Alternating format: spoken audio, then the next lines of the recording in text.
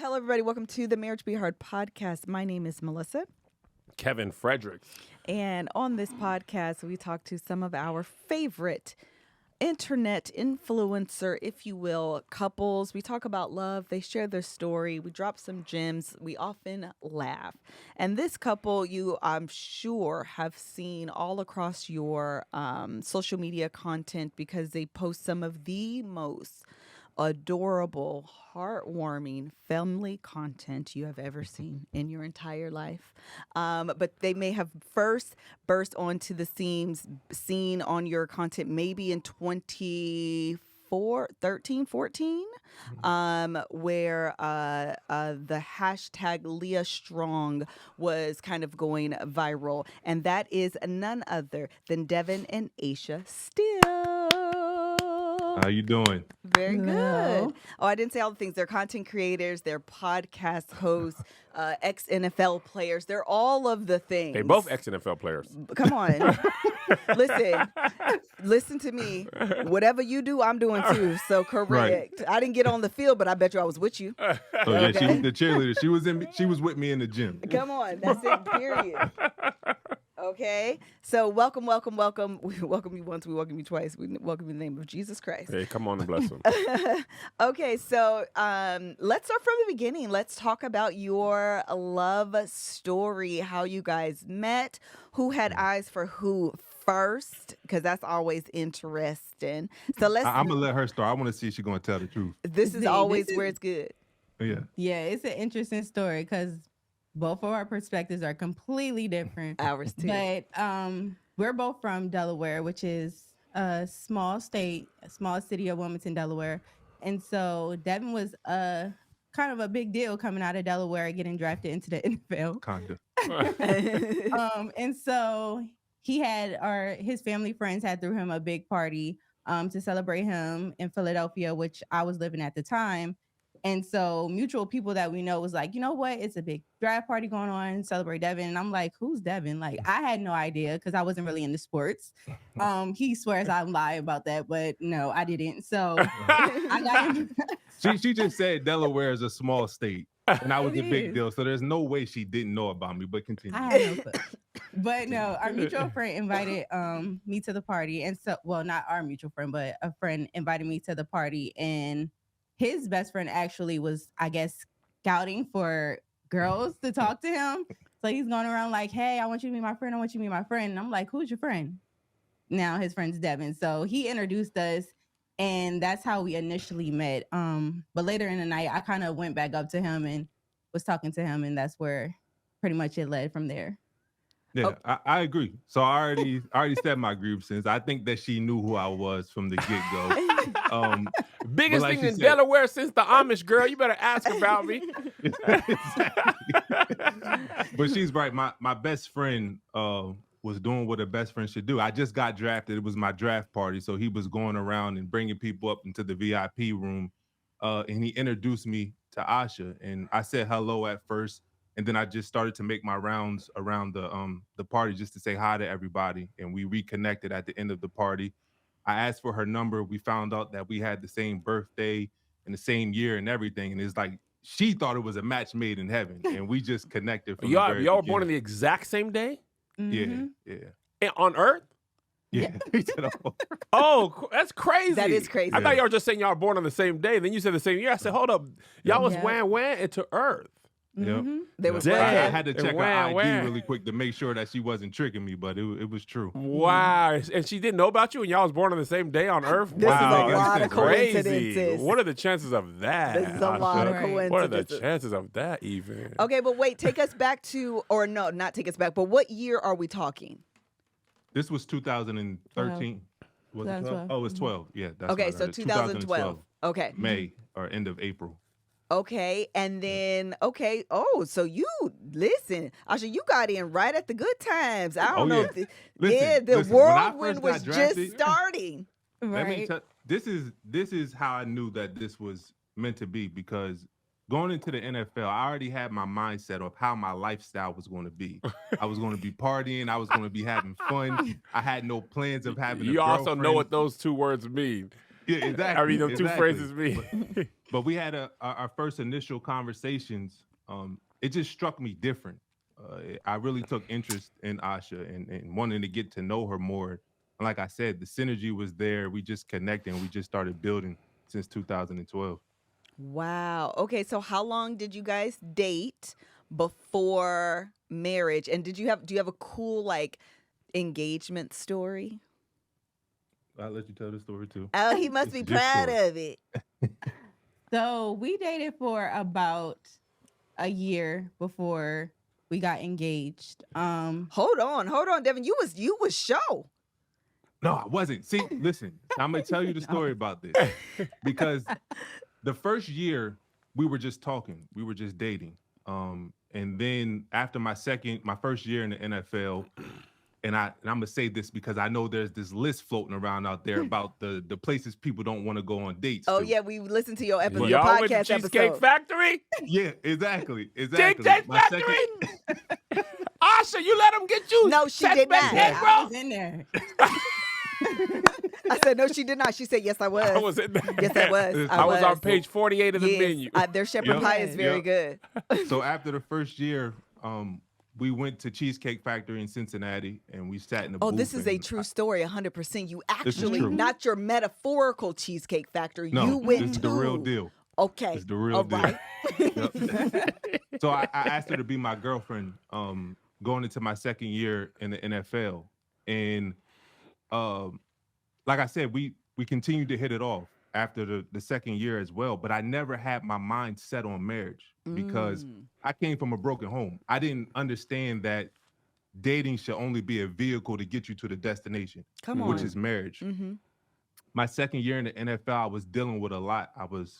I had dislocated my elbow against the Detroit Lions. She was there for me. I couldn't wash my own back in the shower. She would fly out to Cincinnati and take care of me during that time. And then 5 weeks later, I ended up blowing out my back against the Steelers. And I had to get season-ending back surgery. Yeah, it's crazy. I had to get season-ending back surgery. And she was there for me again.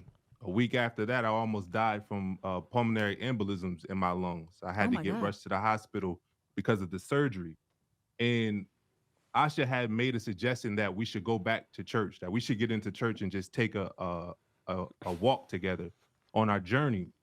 Because I was going through a dark time, but darkness is not actually a thing. It's just an absence of light. And we felt like by getting preach to us today, Minister Steele. Come on, so Reverend. we felt like having a relationship with God would bring that light back into our life. And something major happened when we took that walk together. We had got baptized, and I remember the pastor came up to me out of nowhere. I didn't know him for that long. And he was like, if you're not going to take her serious, then let her go. And that was the first time that any man had held me accountable for what I was doing. He didn't want me to waste her time anymore. And that was the first time I realized that I'm not supposed to just be dating for 5, 6, 7 years without any outcome, without any destination in mind.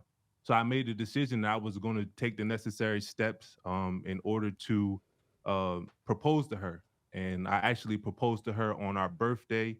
I had got this company to set up a room at a hotel in Philadelphia, a big conference center, where I had took pictures of the moments that we shared in those 2 years, and I put them on posters, and I had them put them around the room because when I proposed to her, I wanted her to see why I was deciding to marry her. So I had pictures of her helping me or laying next to me in the hospital after my surgery on 2 chairs with a little skinny blanket, a small blanket when, hospitals be extremely cold.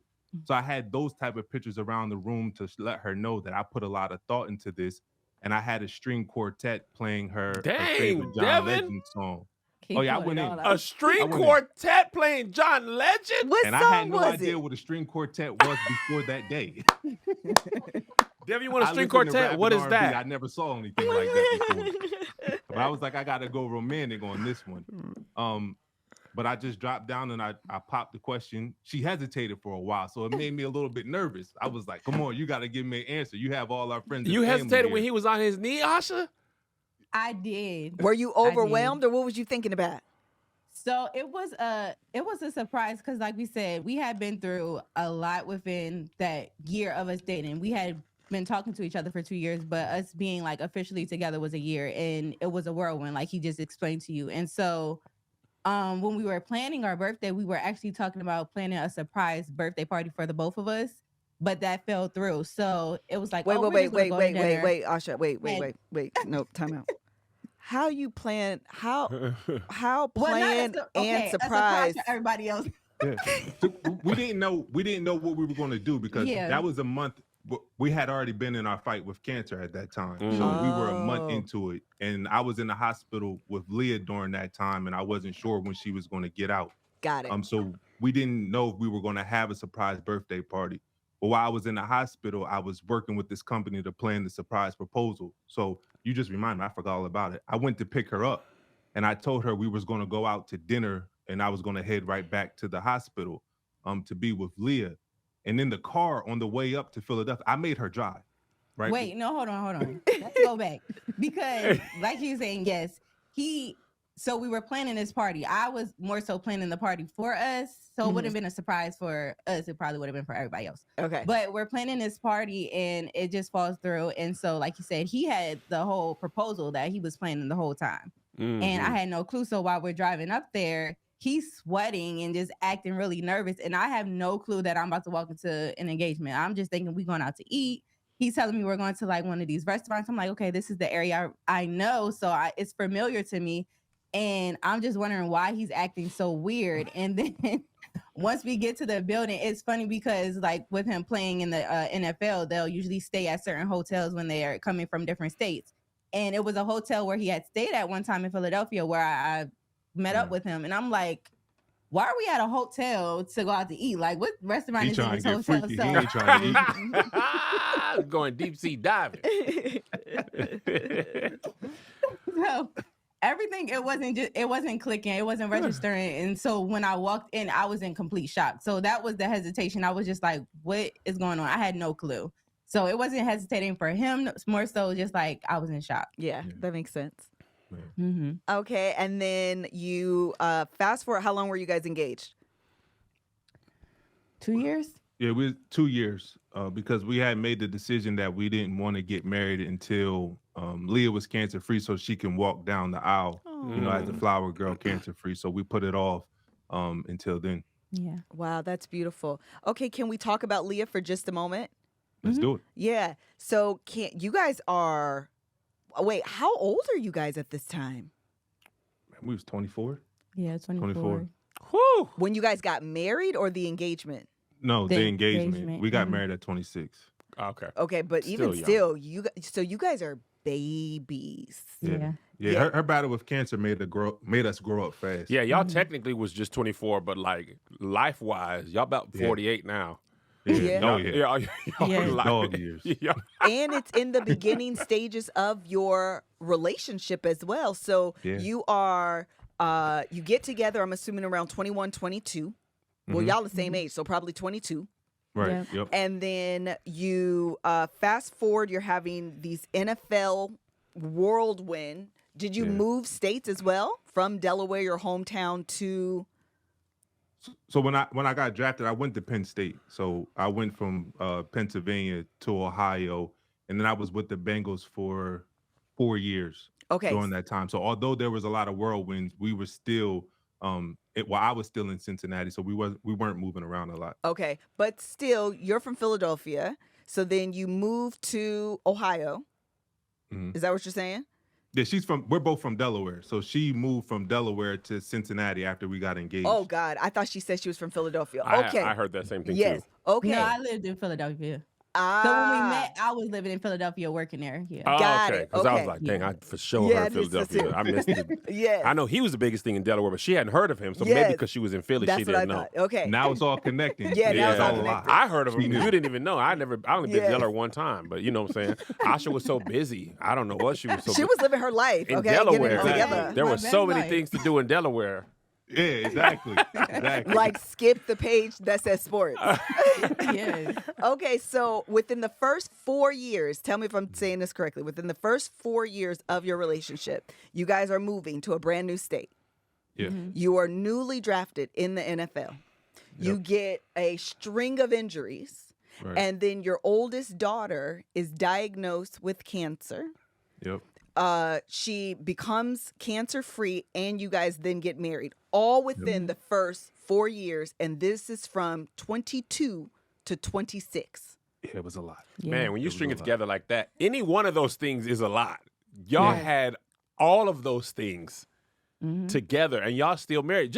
We should just clap for seriously, for making it, because any one of those things, with the best of intentions, any one of those are humongous life changes.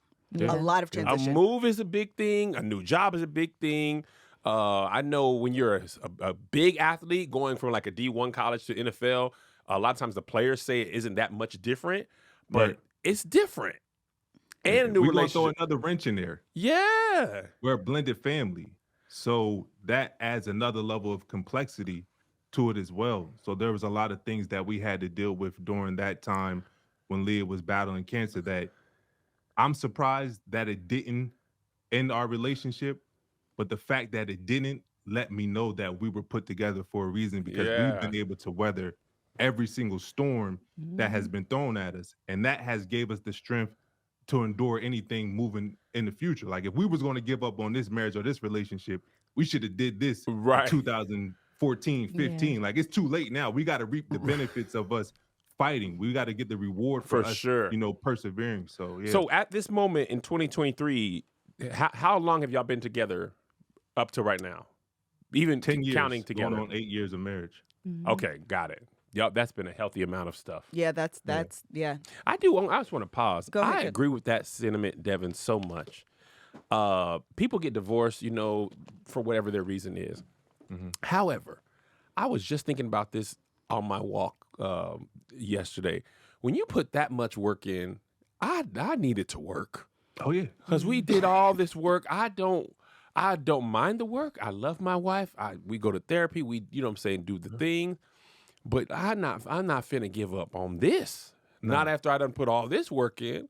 I just want to take an opportunity to quote the great Beyonce Giselle Knowles Carter, and she says, "Ring the alarm. I've been through this too long. And I'll be, I see another chick on his arm." All I'm saying is, at this point, not after I done got a C-section scar. Point in the journey. Not after everything I done done on all them 2-hour therapy session. Now you done built him up to be a good man so he could be emotionally intelligent with you. I wish nigga would. Yes. I was with you when you was literally here we go. backed. Right in your bike to Burger King. Asia said, I sat in that hospital bed for 3 days. I didn't take a bath. I washed your back. I wish you would. Listen. You ain't even have no left arm. Try me if you want to. Who washed your back? And Devon big. It's a big back to wash. That back would have been stinking if it wasn't for her. Your stinking back. She wasn't down here washing that back. I know that. When your knee was blew out, who was wrapping it up and putting the ice on it? Grabbing the ice. Yeah. And now you healthy. You want to walk out of my life. I'll break your knee again. That's sure enough. You better nub out of it. I'm gonna take you right back to your worst. You want to leave me? I'm breaking that elbow. I'm busting that back open, and then you start from there. And I'm chopping you at the knee. Over here walking good out of my life. I wish you would walk good after I done nurse you back to health. Aisha, you don't have to say it. We gonna say it for you. Yeah, we your anchor translators, and I know you probably wouldn't even think of that. Yeah. That is so funny. That is hilarious. Okay, so at you got how old are y'all now? In your early 30s? 34. 34. Okay. So at 34, 10 years together. Okay, this is one of my favorite questions. I'm asking because after everything you guys have been through. If you can go back in time and give your younger married self one piece of advice, what would it be? Set boundaries. Say more about that. I would have set more boundaries. Like I said, we come from a blended family. So anytime there's external influences, it makes things difficult. Mm-hmm. Somebody from a different household can have such an influence on your own household. Yep. And we were actually I was going through a custody battle at that time. So I was trying to play everything safe to save face for the court. So there was things that were going on that I wouldn't really address, that I would just let slide because I'm like, listen, we got a bigger goal at the end of this. And that was to have custody of Leah, of my daughter. So I let things slide that I shouldn't let slide. And it had a huge impact on our relationship. So I wish I would have set boundaries early on so we didn't deal with some of the it was actually chaos that we dealt with early on. And then I wish we would have addressed it because I feel like 2015, I won the ESPY award. I went on the stage and I told everybody that I was going to give Asha the wedding of her dreams. And we ended up winning the Not Dream wedding. And we was thrown right into the wedding before we went to any counseling to address the pain and the hurt that we had been through over the years. And then once we got married, we thought that it was just going to be easy. Like what's in the past is in the past, we're moving forward. But it wasn't.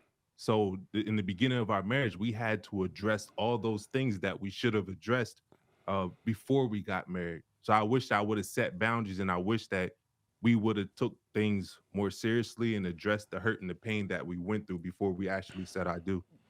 That was a very thoughtful, that was good, honest self-reflection. You rarely see people, especially on social media, share their mistakes as well. But I appreciate that level of honesty, especially honesty that don't make you look like the best husband in the world. You know what I'm saying? Because the truth of the matter is, and I be thinking this all the time, we get on social media and lie. We all present that we perfect. Let me tell you what, of all of us who are in the studio watching this, and y'all and the people watching at home, somebody's laundry ain't done. It's and there's mine. Dishes in the sink. It's mine. And you know you're supposed to clean that kitchen, but you were tired. But let social media tell it. Everybody's house is spick and span every day of the week. Right. Somebody's drawers is dirty. Right. You know what I'm saying? But I think we get in the habit so much of doing that on social media that we start to believe that about ourselves. We got to really look in that mirror, and that mirror is dirty as well. Spray Windex on that. And that's what you're doing, Devon. You really was like, here's where I messed up, right? And I appreciate that. Asha, where'd you mess up? And it better be worse than his. It's not, the question is not about mess ups. I just No, I think for me, I think it would just be me telling myself to trust God. Because like we said, in the beginning when we were going through so much and we decided to take our faith walk together, I questioned God. I questioned the intentions that Devon may have had. I questioned our relationship a lot. And so I was in a space of just feeling really uncomfortable. Like we talked about this a lot on the podcast as well. Like I was just trying to navigate life and I had no clue of what I was doing. And so I felt like I was questioning a lot, questioning God a lot, questioning my marriage a lot. But instead of me doing that, I would have just told myself to just stay grounded and trust God and know that we're going to get through this. Because like you said, we got through everything that we got to before that. So that would probably be my advice for my younger self. Asha, that is so good. We're teaching our oldest son how to drive, right? And unfortunately, we live in LA, so it's very hard to teach him because he has to like drive. And it's so funny. We almost got in a car accident yesterday because I promise I'm gonna make this all make sense. So in his driver's lessons, they have taught him when it's a yellow light, you can roll through, right? But in LA, there's hardly any protected greens. So when that light turns yellow, he hesitates because he's new and unsure. When he hesitates, that other person is like, I'm gonna go. So now he's stuck in the thing. And I had to tell him, I said, listen, when you hesitate, them folks gonna do wrong in front of you. You are better off being confident and just going and believing, because when you hesitate, when you break, somebody gonna break a rule, they gonna jart in front of you, it's gonna be way worse. And I think in your relationships, if you are unsure, your decision-making tends to feel unsure. It's better to be confident, like, we're going to make this work. And this isn't, even when you lift weights, you be like, I'm about to get this 225, you're much easier. But if you're like, I don't know, this feels heavy, then it's going to feel heavier. So I think that your advice might seem like, oh, just trust yourself, trust God. Oh, that seems cliche. That actually is super hard. and super important because it will inform how you attack, or not attack, but how you approach every day of your marriage, every relationship. How much you question his integrity, authenticity. If you're unsure about him, things he does confidently, you'll be like, okay, but I don't know. Oh, you know what I'm saying? But if you trust yourself in your relationship and you take that trust in with him, you'll take it at face value. Now, if that gets violated, that's another thing. But if you're not sure, true things will make you feel like they were untrue, and he didn't even have no intention. This is whoever, it could go both ways. Yeah. So that really resonated with me, because I think that applies in so much parts of life, but it's specifically in your marriage. If you're unsure, it's gonna feel like, and then he gonna be like, dang, what about I gotta do? Why she ain't? You can tell when somebody's unsure or hesitating. Right. You can feel it. You can feel when they ain't with you all the way, and then it makes you start to question yourself. You know what I'm saying? So jump in strong and be in all the way. I feel like that will give you a better chance of a success rate. Yeah, very good. No, I agree. And I think that what I loved about Asha is when she had those moments, probably not in the beginning, but later on, she spoke about it. So the fact that she let me know the things that she was uncertain about gave me an opportunity to make her more confident. A lot of times in a marriage, you're not telling the person what you're not comfortable with, what you're not confident in, so you don't give them an opportunity to make the necessary changes in order to make you more confident. But as our communication opened up, I realized there were certain areas that I needed to work on to make her more confident, because she can trust in God, but if I'm not doing the work, I'm not changing, it's going to be hard for her to let go and say, you know what? Because in a sense, you're trusting me with your life. With direction. So I need to be open to hear your feedback on how I can be a better leader, how I can be a better husband, so we can coexist in the same space and be happy to be in that space together. I want to add to that too, Devon, because I think what you said is so key. And I just lost it. Dang it. It was so good. Happens to me all the time. You had it, Kev. What was it? I don't know, Kev. Think about it. Say what you said at the very beginning. That she was open enough to tell me the areas that I wasn't confident in. So if you don't, let me tell you what people do, and because I do it too. We will not tell our partner something that bothers us about them and still hold them accountable as if we did tell them. And you mad at them, and you ain't even said, it's like, say I stepped on Melissa's foot and my foot is on her foot, right? And she doesn't say, hey, you're standing on my foot. I'm like, oh, my bad. I didn't even know. But we will be like, hey, I'm on your foot, and not say nothing. Be like, see, he don't respect me. He over here standing on my foot. He don't even feel me. And somebody, you know what I'm saying? And it could have all been avoided if you just said, hey, you're stepping on my foot. But we do that in our relationship so much. In our head, we've had the full conversation. We've expressed it. You've denied it. We doubled down. And in the real, actual world, you have not even told your partner, hey, this bothers me. And if they you should don't, just know. They should just, and then we tell ourselves that. Know. If he really loved me, he would know. If she really loved me, I bet you I was with somebody else, I probably wouldn't have to say this. Come on now. You over here creating all this narrative in your head, but can you join me in the actual world where if you want something done, you at least got to share it and let the other person know? Now, if you let them know and they don't adjust, that's one thing. But you can't expect somebody to be in your head and adjust for what you haven't even expressed.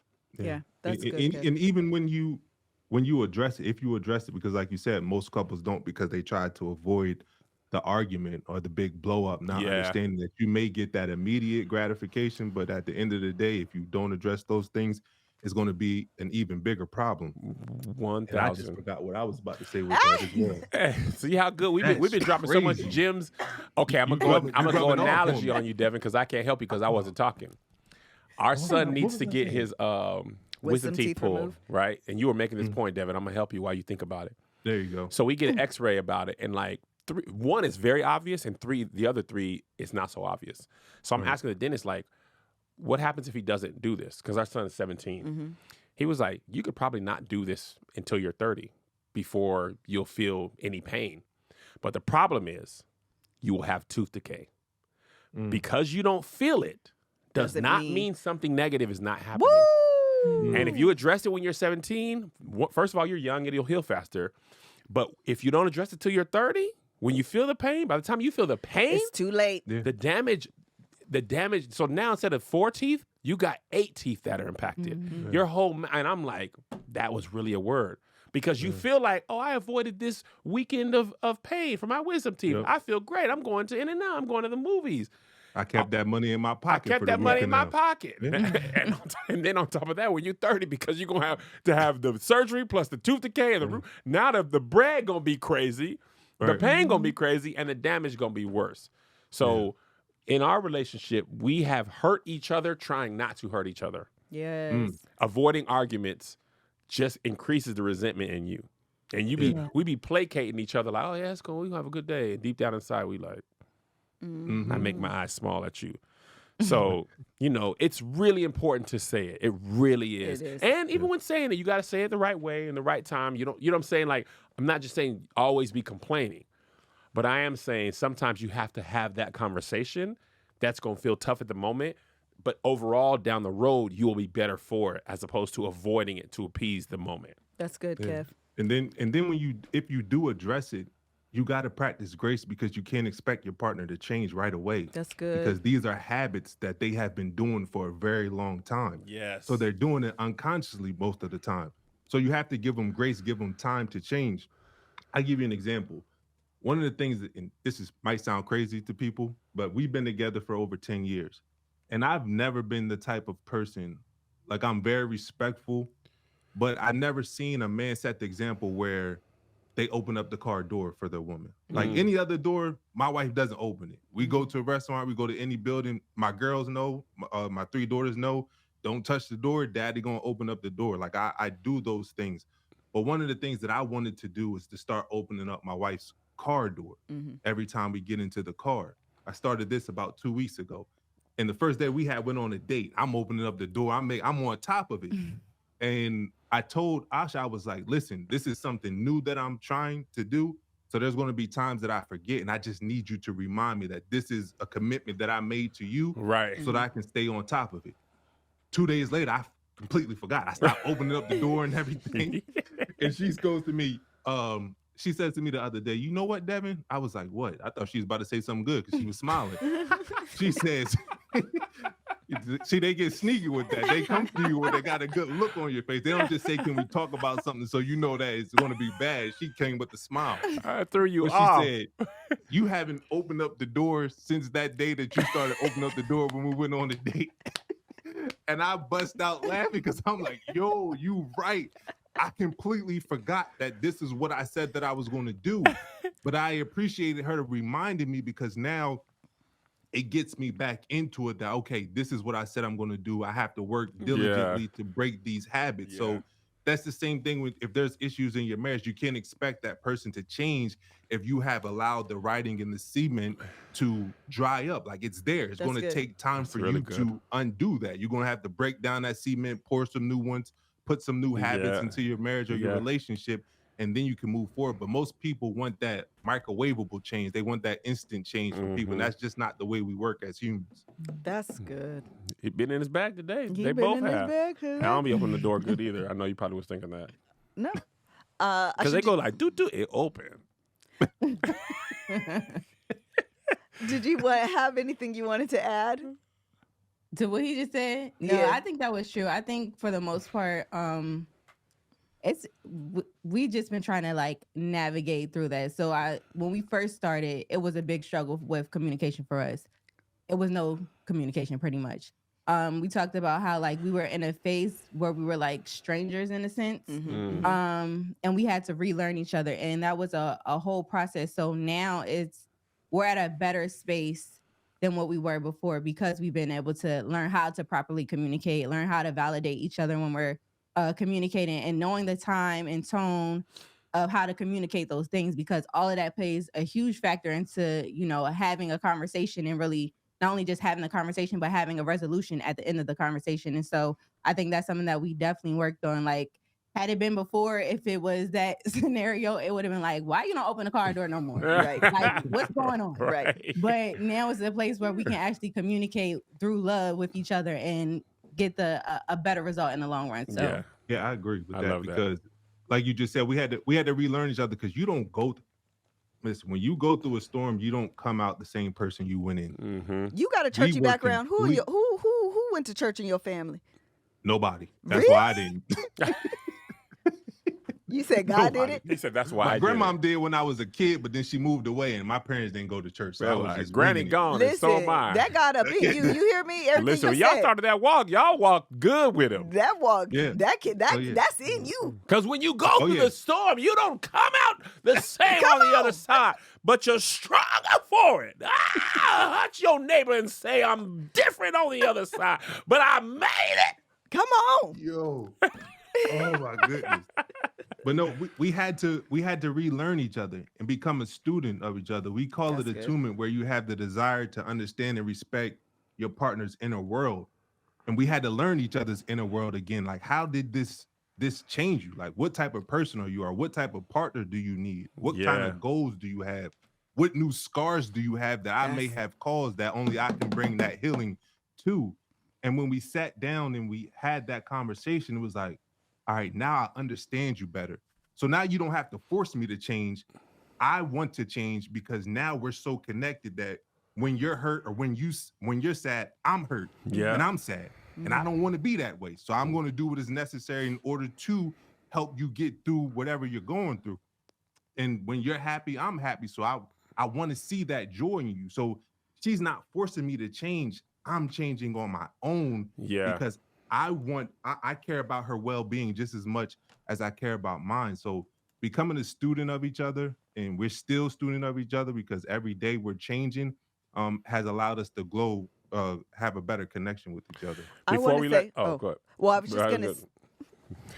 was just gonna say the last thing with all of this, especially as you're talking about changing, because I know Kevin and I have gone through this as well, is that getting married, well, starting to date, but then getting married so young, you couple that, the natural evolution of being 22 and not really knowing yourself. You think you know yourself because like you're officially grown, but the reality is you really don't.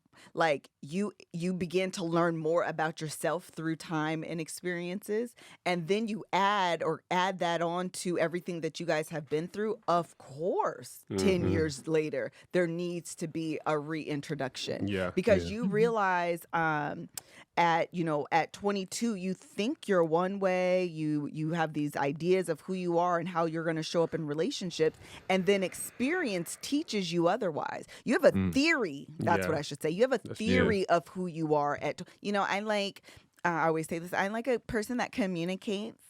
It's so important because communication. And then you realize you're the person that shuts down. You realize you're the person that runs away. Am you I realize, the drama? Yes. Like, and it's like, well, girl, how you like communication and you don't know how to talk? Because that's what you've heard and that's what you read in textbooks. And so you believe those are the things that are true. And then you realize, oh, wait, I actually have a hard time getting in touch with my feelings. Oh, I actually have a hard time articulating my feelings. Oh, I actually realize I only have one feeling and it's anger. So even when I'm sad or when I'm embarrassed or when I'm jealous or when I'm hurt, it all just comes across as anger. Those are things you learn over time. And again, adding everything that you've said, of course, there's going to be a reintroduction. I just want to say this before we close. Devon, you just said this, and Melissa, you iterated, and I just want to further iterate it. You will, if you are in a healthy relationship, you are always going to be learning and relearning and reintroducing yourself and to your partner. In 24 years, Melissa and I have changed tremendously. If we met anywhere along the way, we'd be a different person along the way. So when you're making a commitment to be married for life, you're making a commitment to relearn that person for life because life changes you. Y'all before together was one person. With one child, you're one person. Blended family, each child. You in the NFL, you out of the NFL, Asha at this job, that job, no job. And 10 years from now, y'all gonna be like, boy, remember we was 34? That was crazy. And when your kids grow up, like our kids are getting ready to move out the house, that's gonna be a different part of our relationship. And that's really the commitment you make in marriage is I'm committed to learning you as you grow and change and you learning me as I grow and change. Very good. Until you die, and then it's over. All right. All right. Anything you guys want to go ahead. I have a question for y'all because we don't, like I said, both of our backgrounds, we come from broken homes. So we don't really have older couples that, you know, really set the example for us or teach. Like we had to do this all on our own. Wait, but Devin, I want you to relax on older couples though. I knew you was going to say that. I knew one of y'all was going to say that. Right, I'm thinking in my head. Like, okay. I think that's a beautiful thing. As people age, like I said, because of what we went through, we know how life is so precious. We see a lot of kids who unfortunately pass away young. So I think that getting old is a beautiful thing. And it's a blessing. So it's definitely no disrespect. Melissa's like, yeah, heard all that. What's your question? I ain't trying to hear nothing of that pertaining to me, though. That's what I laser focus on. Oh, who you say older too? She ain't heard a word you said since that. I got stuck. What y'all mean older couples? Angela Bassett or something? You want to talk to Courtney B. Vance? Courtney B. Vance? Yeah. Go ahead. But Kevin, this question is more for you. Because the reason why we do the work that we do now is because we felt like we didn't have insight on what it takes to have a successful relationship. Anytime I would ask a man like who was married for a long time, like what's the key to a successful marriage? They would say, you know, happy wife, happy life. And I don't know if they said that in jest or they just really didn't know what it takes to have a successful marriage, or maybe they didn't have one. But as a man, what would you say is the key to having a successful marriage without saying happy wife, happy life? Because we both know that both of our well-being and our happiness are extremely important. Yeah. So what can you do? Yeah, I was gonna say happy wife, happy life is a get out of jail free card. And if you were to really do that, like I mean, get out of jail is like I'm just gonna do whatever she wants so she'll feel better. Yeah. It just makes you end up being frustrated. What I would say at this stage of my relationship is the key to happiness in a marriage is being committed to doing the work required to maintain that happiness, right? And I'll use an example. I just started working out again. So years ago, I used to lift pretty heavy. Devin, you might understand this. Maybe Asha too. She played in the NFL, remember? She played in the NFL. That's what Melissa said. You could be repping 225 as your max in high school or post-college, right? If you stop lifting weights and you try to come back to it, it would be like you never had the ability to lift that amount of weight ever in your life. You must continue to do that work to maintain that strength. The moment you stop, it weakens and weakens and weakens. And I think relationships are the same. Even if I got to okay, I'm going to get to this is what I want to do, you still have to continue to commit to the maintenance of that health. Yeah. So Melissa and I do, you go through a rough part, like maybe you're building up to this and you have a breakthrough. You can't just stop and be like, okay, we've got it now. You have to be committed to the maintenance of the health of that relationship. And that means you probably are always going to be working on it to some level of difficulty. And you're going to have rougher patches when it's a bigger change. And you'll have some patches where you're like, oh, it's pretty easy. I'm just kind of maintaining. I'm chilling. It's not that hard. But you'll never be in a position where you could just be like, I'm not actually doing any work on my relationship, because your spouse is just like Earth is always moving and changing. So is she, and so are you. So the reason happy wife, happy life doesn't work, because that means you're negating everything you feel, right? And it's my responsibility to give Melissa all the information she needs to properly love me. So if I'm not sharing that, and that requires me to do the work on myself, right? Like she was talking about, you only having one anger, like get you that feelings wheel. Because anger, sadness, fear, those are all just the base emotions that something else is behind. You should be able to properly communicate. Hey, Melissa, actually, do you know a couple of days ago you said this and I didn't say anything in the moment, but it actually made me feel like this. Can we talk about that? Right? Even if you don't feel like doing that, that is essentially a rep of maintaining this relationship. Because if you don't, she has no idea, and you slowly are getting more irritated about it. So I think that's the key, is the commitment to the maintenance. If you do that, I think you can actually have a healthy, happy relationship through that analogy really hit home with me, because like you said, if go back to when you referenced the 225, it may take you a long time to finally get to that place of 225. But if you don't go to the gym for a week or two, you will lose it so fast. So it takes a longer time in order to build that up, and it's so much quicker to lose it. So Like you even much just said. quicker. If you don't have that conversation, like, hey, you did this the other day, man, that spark, that connection, that friendship that y'all had can dwindle so fast. It's essentially and you just skipping the gym that long to not say anything. It's simple as that. And then you come back and you're like, whew, now all of a sudden 185 feel heavy. Oh, dang, now 160, I can't even get one. Now I'm down to just the bar and the 45. Yeah. You know, and then now it's so hard to get back to where you used to be that you don't even want to put in the effort. That's good. Boom. Great now analogy. You're discouraged. Now you ain't gone to the gym in months. You know what I'm saying? I think that's the thing. Like, and as human beings, like, nobody wants to do that. Right. Like, you don't want to have an argument. If you guys been cool for a couple weeks, you want to continue to keep that going. Right. But if you don't address that, it might feel good in the moment, but you doing yourself and your wife and your marriage, which is 3 separate things. Yeah. Your personhood, her personhood, and your relationship. That's good. They all have to be healthy. If I'm in a terrible place, it's going to affect our relationship and it's going to affect her. So all 3 of those our entities need to be operating in a healthy way to have a healthy relationship. That's so good. I appreciate that. That's honestly the deepest response that I've ever gotten from a man. See, because I'm like that nigga, said, man. It's I've always been telling happy people. wife, happy life. Yeah, that because they don't know and men be stressed out. We just be giving up. That's why your granddad just gonna start a whole nother family. He's like, I don't want to learn this woman now. I want to start with her. Like, hold on, man. I'm gonna go to this new school. That's why I got an uncle that's my age. My uncle, we both 38. What was you doing? Goodness. I was done with that work.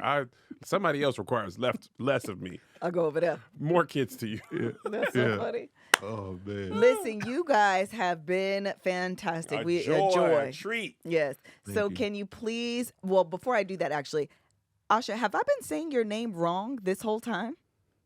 I think you said only twice. Asha, yeah, Twice. you said you counted. I counted. He counted. I said it twice wrong. Beginning. Okay. So I just want to apologize. I've been going through my mind like, I think I had said it wrong. So I want to make sure I say that I apologize to you because that's not what your mama named you. And what is so funny is before I was all on y'all YouTube, like, make sure you say it right. His name is Devon, not Devon. Her name is Asha. Got it. Child, and got on this here podcast. That's how it happens every time. The more work, Asha and Kevin. Okay, no, that's my name's Kevin. Devon. No, nobody said that. Arsha, you added a letter. I'm so mad at myself. My brain does what it wants. Her intentions were pure. Listen, I promise you I look you up to make sure I say it correctly. My brain just doesn't communicate to my mouth what we had talked about. Okay. We practice grace over here, so I appreciate it. I appreciate it. I just want to let you know I did catch myself, and so I do apologize. But can you let the people know where they can find you on social media? Yes, well, my social media is Asha Still on Instagram, and mine's Devon Still, and our podcast is Relationships Podcast. Very good, because y'all keep the real in relationships. Bingo. See, I had listened. Okay, thank you guys so very much. We really appreciate your time. Enjoy the rest of your day. All right, y'all. Bye. Bye.